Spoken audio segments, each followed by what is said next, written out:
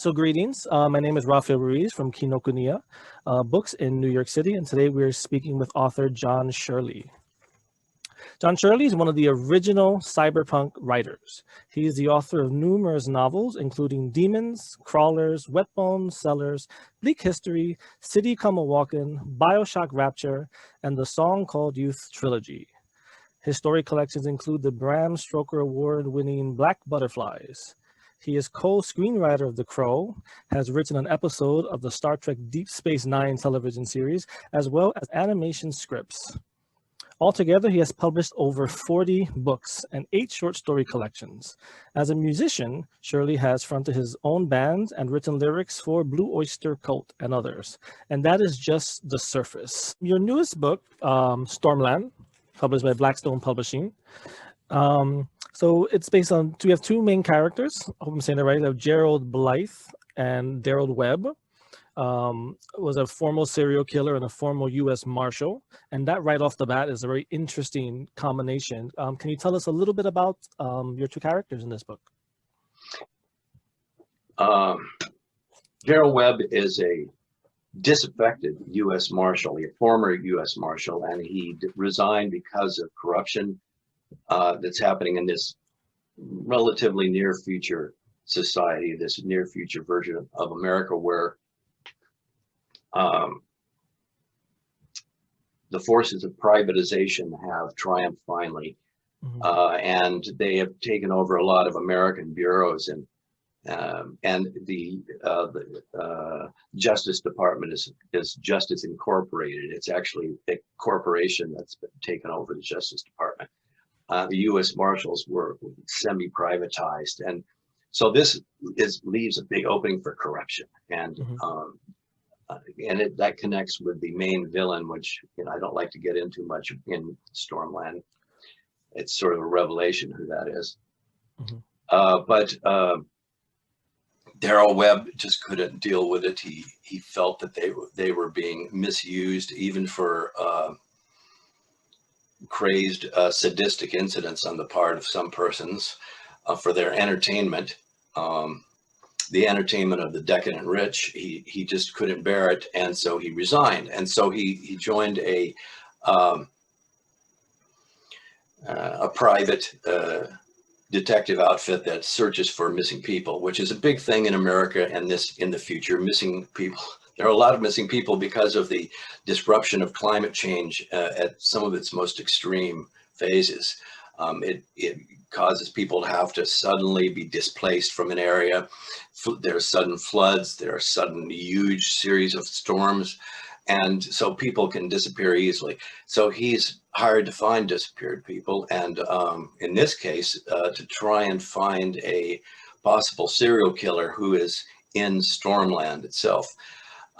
And he comes there as a pretty cynical guy who just wants to get through this, and then he is kind of moved by what he finds in Stormland and the few people remaining and how they need someone like him. So he really is a guy who wants to help, but he's been injured emotionally by things he's been through, including the death of his wife in a storm-induced airplane crash. And the other guy that it becomes, weirdly enough, his sort of buddy, or in like the sense of a buddy picture, a cop show buddy, kind of, in a more serious way, is Gerald Blythe, who, yes, is a former serial killer, and he has been transfigured by an experiment that is ongoing, that transformed parts of his brain. And, starting with the premise, and this is something that scientists now believe to be the case, that the majority of serial killers actually have brain damage. There's something missing. There are connectives to different parts of their brains that aren't connecting.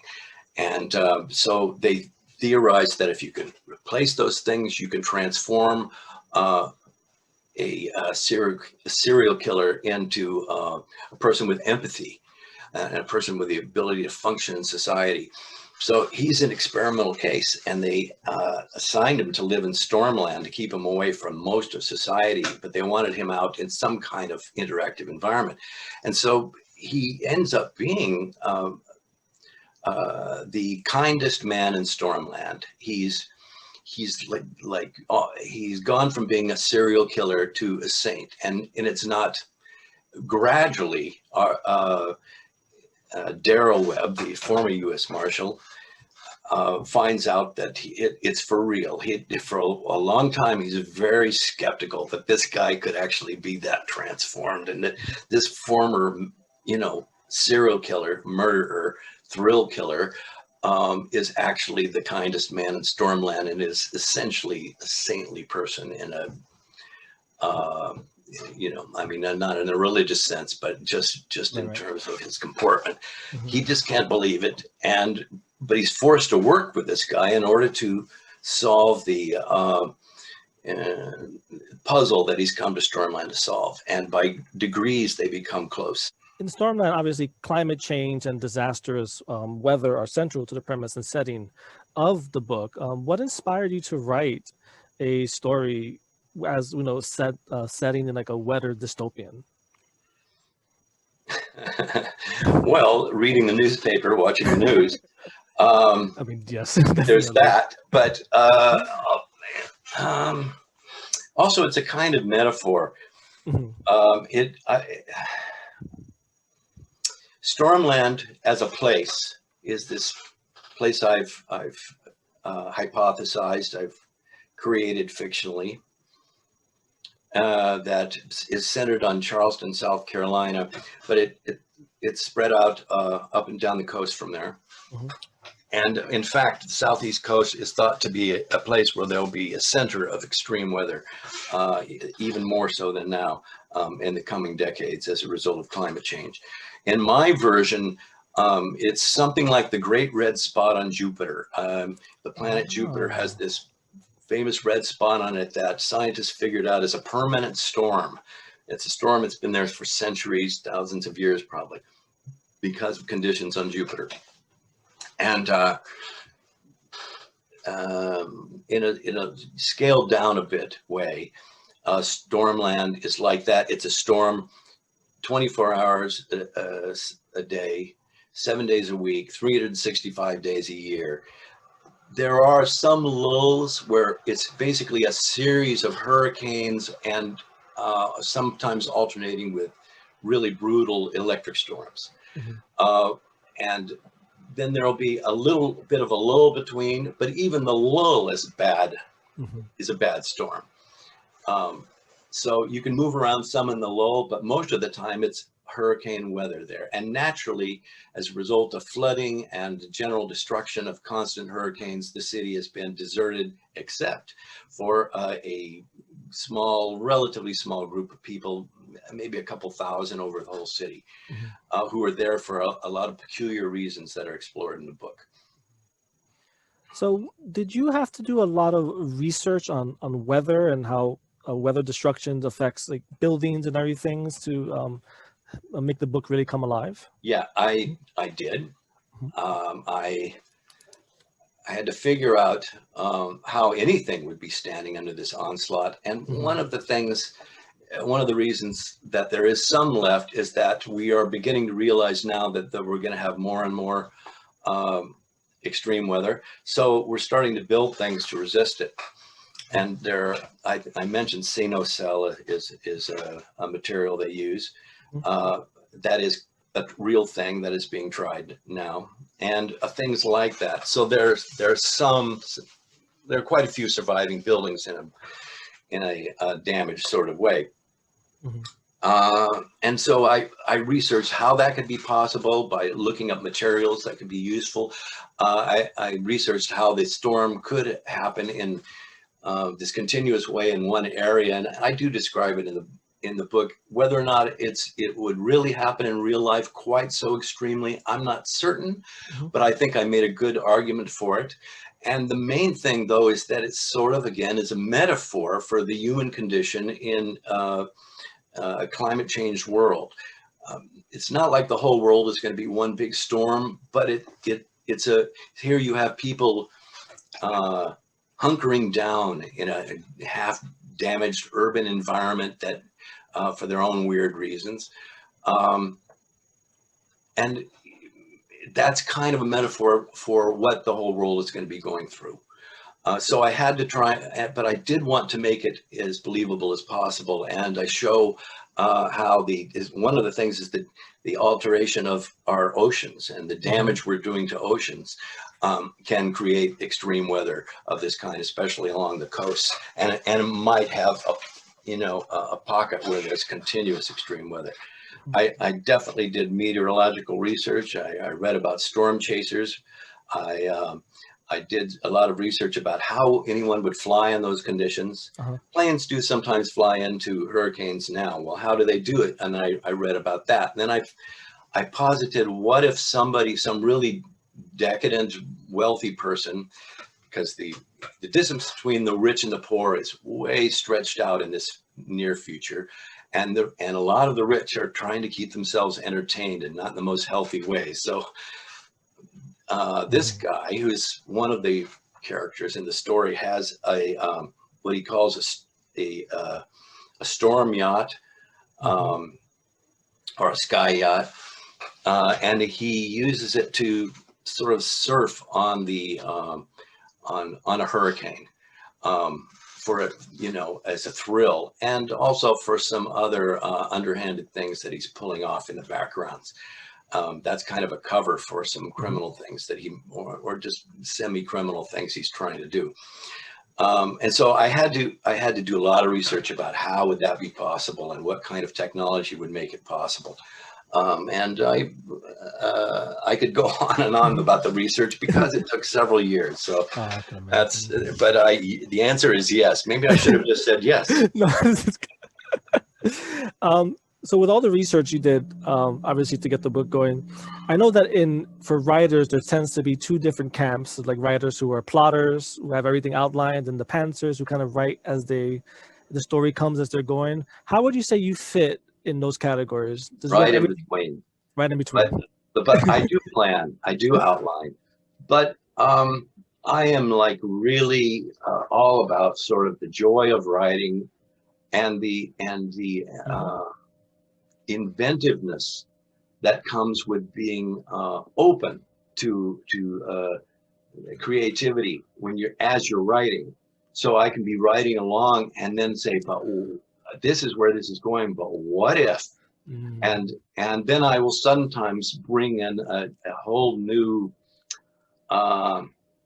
X factor into the story, and I'm trying to make it just energize it and make it somewhat explosive with change at the same time, while ideally never losing the through line, the arc, and that's the trick, is to have that kind of creativity and feeling spontaneity without ever losing an arc, or in this case, two arcs that converge, is as the plot line goes in this story. And I think of like being a rock and roll guy. I think of like Jimi Hendrix. If you listen to Jimi Hendrix play guitar, yes, it's just like sometimes he's a very expert guitar player, but sometimes it sounds like a series of explosions. Yes, but it's all connected. It all hooked together, and it all becomes one overarching song. That kind of feel has been. That's why my trilogy is called A Song Called Youth. Because I'm never that far from song lyricism. So this might require some oversimplification, but what would you like readers to gain from reading Stormland? Well, I never want a reader to be less than entertained. I do want them to have a good ride, and my stuff moves rapidly. And to make sure of that, I'm very into pacing. So I do want them to have entertainment. I always am hoping, I'm trying to kind of wake people up a little bit to not only to issues like the seriousness of climate change and anthropogenic climate change caused by human beings, and our pollution, the seriousness of that, the seriousness of the various environmental concatenations that spread out, but also just life. It's just, you know, so that you just feel like you're there, and it makes you feel like you've experienced something in a very fresh, you know, I'm there kind of way. And that's and just, I try to plant things in it so that people might notice things in their own lives or in their own world that they wouldn't have noticed if they hadn't read the story. You know, it kind of opened their eyes to just the world around them as it is, even, and people around them. I mean, that's what I would love to be able to give to them. And there's also a lot of ideas, or science fictional ideas spread throughout the book, connected with it, having various kinds of things that are arising in the near future. So including the Internet of Things and that kind of thing, and uses of technology. I speculate about them, and I try and give the reader something interesting.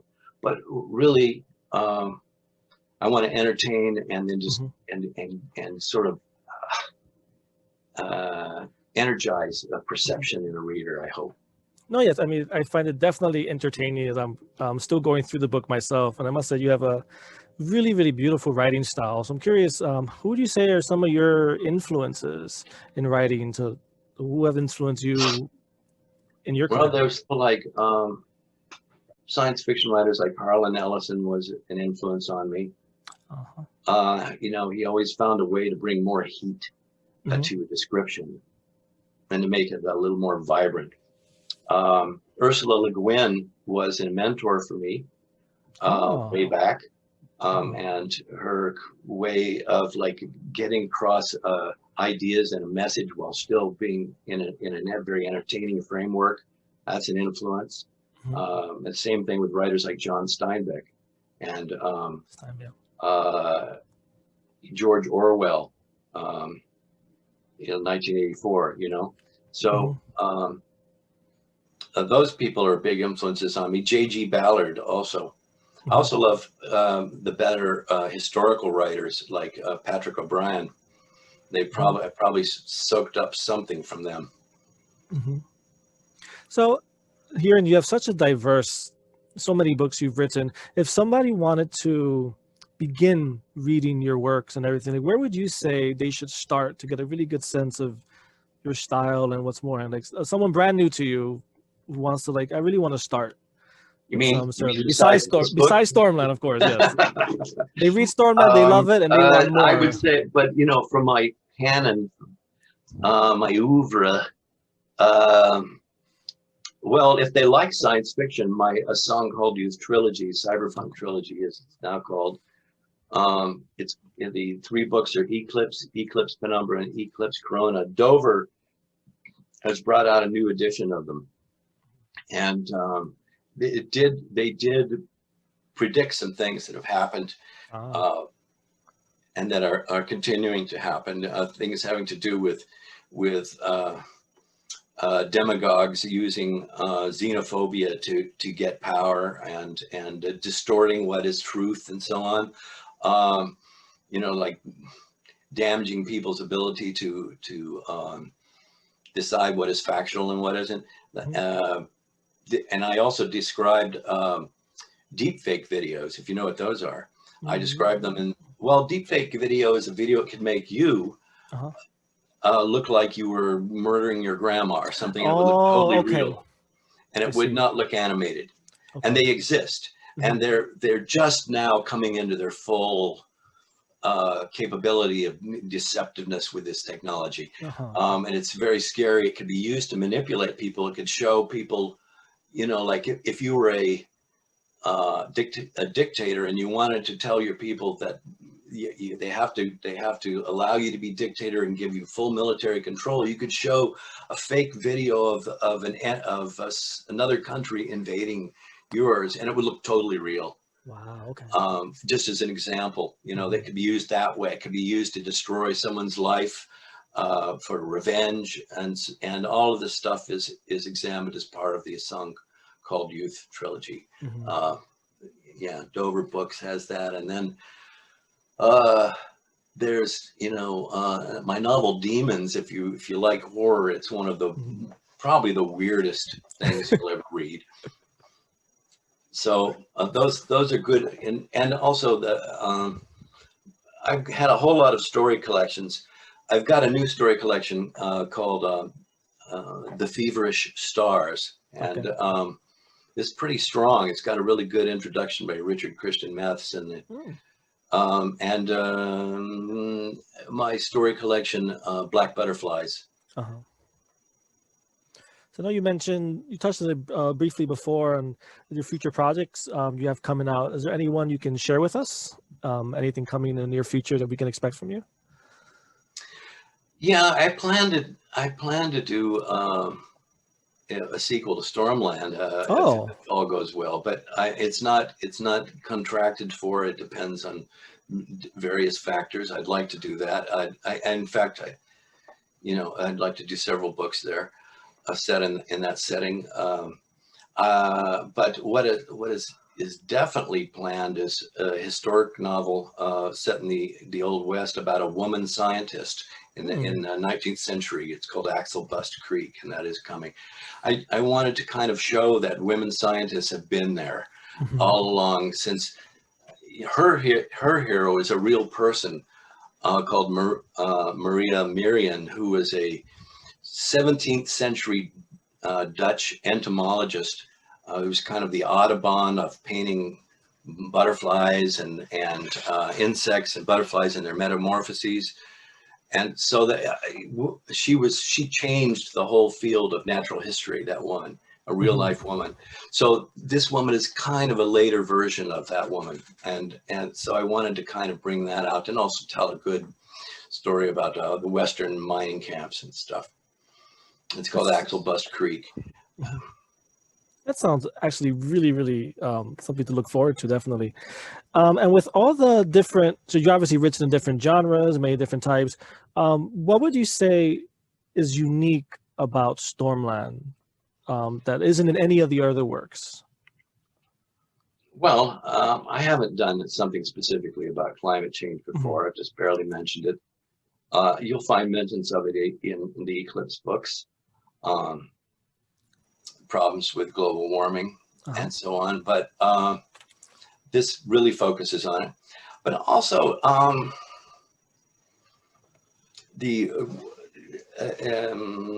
my effort to really make it a true detective story in the future, so that it has that classic detection feel and that through line that where you're trying to find out who the villains are and how to deal with them. That I have never done quite that before. So it's a meld of different genres, and I think it's a seamless one. But the detective story set in the future is definitely happening.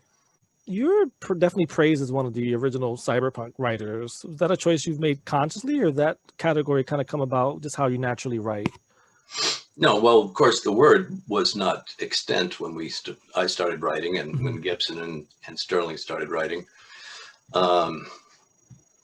It just cropped up in someone's short story, and then Gardner Dozois chose it. He was a very influential writer and editor. Gardner Dozois, he's passed away, but he chose it to name this new phenomenon, this kind of blending of the street and the possibilities of higher technology, the street-based use of technology, and called it Cyberpunk. And it caught on, and we just went with it. But it was just something that we did because when we looked around at the world, we thought, I think it's Gibson's phrase, the street has its own uses for technology. And we thought, well, is this all going to be all about technocratic power and corporate power, or will ordinary people find a way to connect, like perhaps in early stages of cyborgian fashion, for example, with that technology and turn it to their own uses? And we said yes, and we were also influenced by noir films, and like oh God, Humphrey Bogart pictures and the postman always rings twice, for example.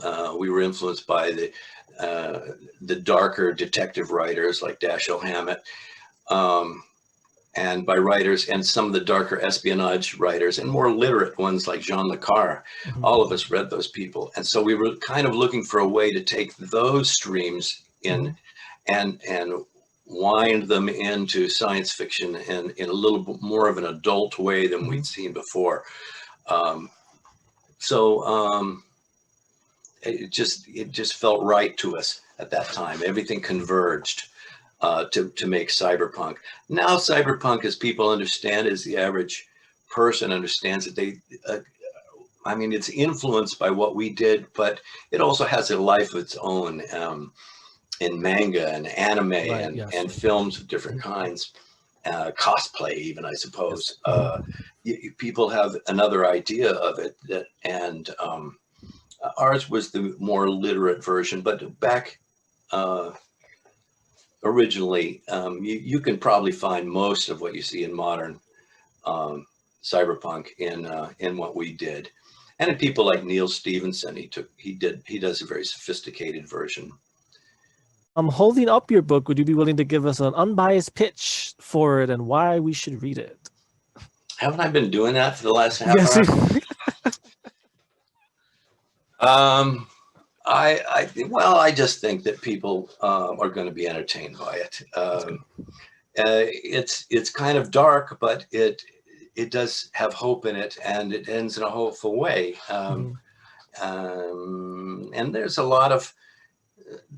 a lot of really curious, interesting characters in it that I think are very entertaining. And I don't think I'm wrong about the general trend in climate change and the consequences. Millions of people in real life are going to be displaced by climate change. Right now, we have in the Southwest United States, we have an enormous drought building up. The Colorado River is all but drying up. Lake Mead, for example, is getting lower and lower and lower.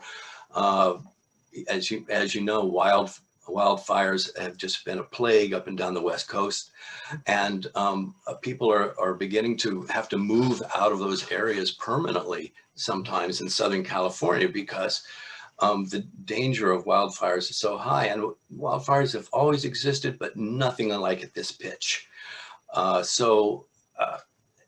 These are all real things that people need to understand, and they need to also see what kind of grit it takes to survive in a world like that. And it's solutions are hinted at, and some of them are brought out in the book. So I think there's all of that is happening. It's too long for a pitch, though. Got it. So finally, would you like to read us a passage from Stormland?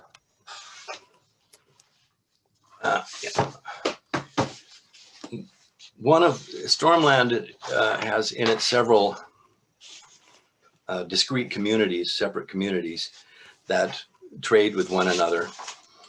To some extent, they're back down to your basic barter, and they are all squatters. And one of the things about Stormland, that why would anybody stay there? Well, one of the reasons is the whole town, if you can survive, is your oyster.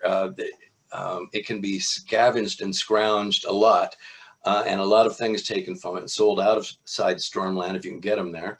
And also you can have your own building and create your own little world there, and sort of, in a sense. And people do that.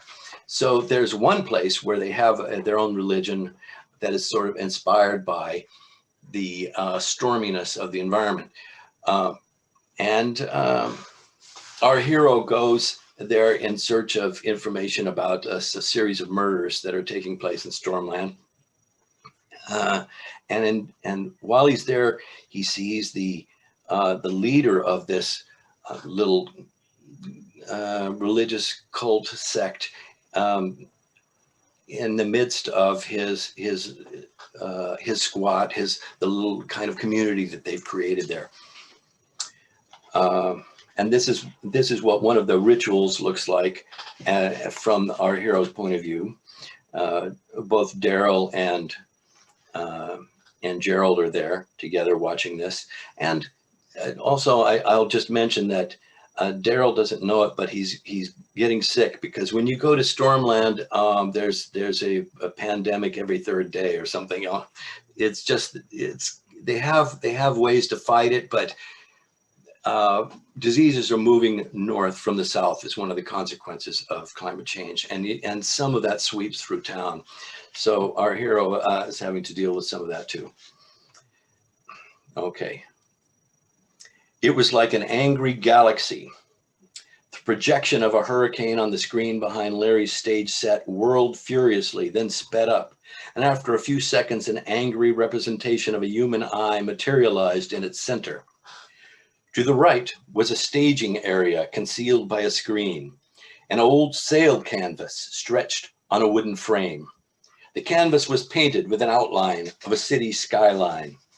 The swirling image from a projector on the ceiling was brief, battery power was precious, and was quickly replaced by the silhouette of Larry Scarab.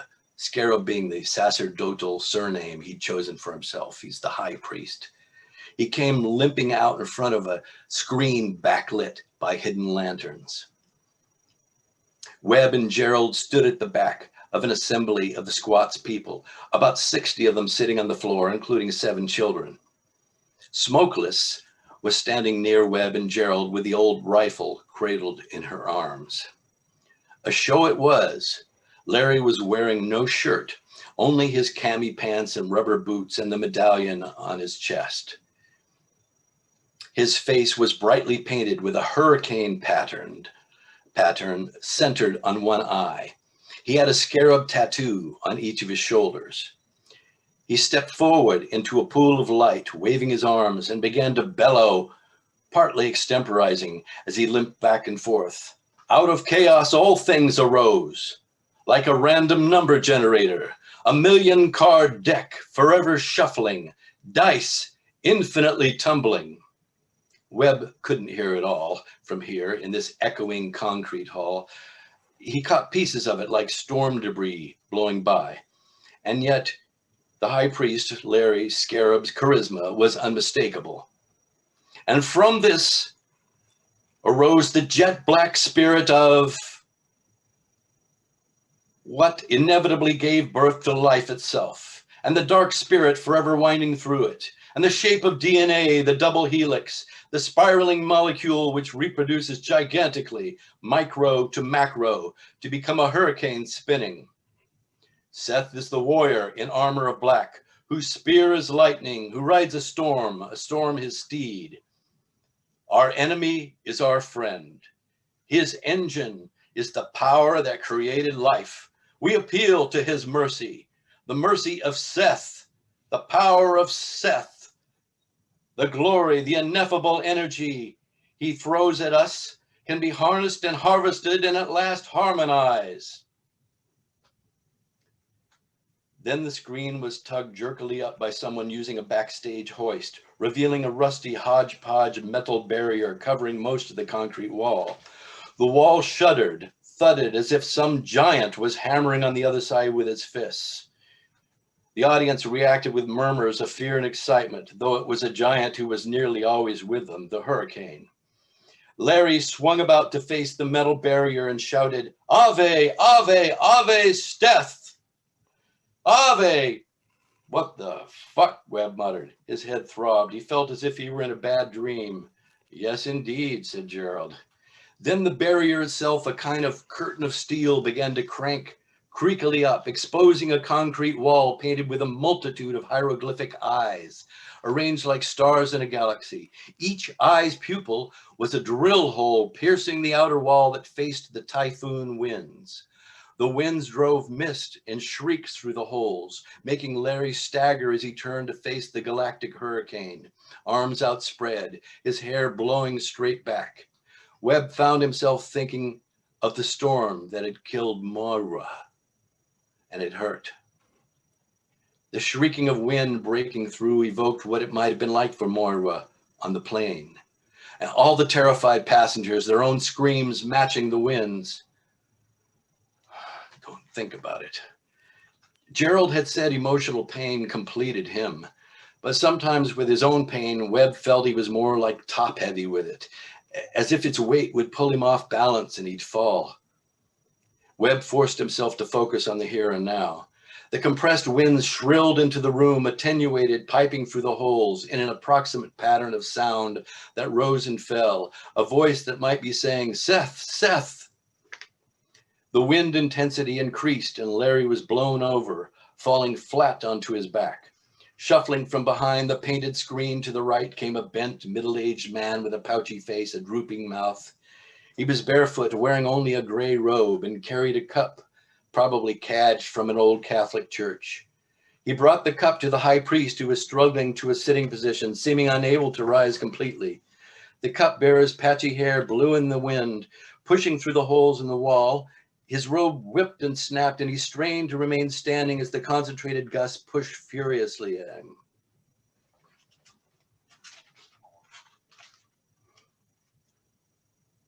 Flaherty knelt and gave Larry Scarab the old chalice. Larry held it up toward the storm, shouted something. Webb wasn't certain, but it might have been, "I drink the storm's energy. It heals me for as long as it chooses." Then the high priest drank from the cup, gave it to the bearer, shuffled away. The audience began a slow, rhythmic, united clapping. Clap, clap, clap, clap. Larry pulled the brace off his injured leg, threw it aside, jumped to his feet, and danced as the clapping rhythm sped up. Then he walked back and forth without limping, touching those who knelt before him, giving them benediction. Clap, clap, clap, clap. Abase yourself before Seth, god of storms. He has healed me once more. And that'll be enough, I think. Thank you so much for that. Was spectacular. Wow. Such a great reading voice too. Loved it. Glad you enjoyed it. Yeah. So thank you so much for spending time with us today. John Shirley, we truly enjoyed learning about Stormland, and we're definitely looking forward to Stormland's success and future works from you. So Stormland is published by Blackstone Publishing, and it is available now. We will have links to purchase from our store. We will leave those at the description box to the video. So once again, thank you so much for taking time out of what I'm sure is a very busy schedule to sit with us today and have this conversation. Glad to be here.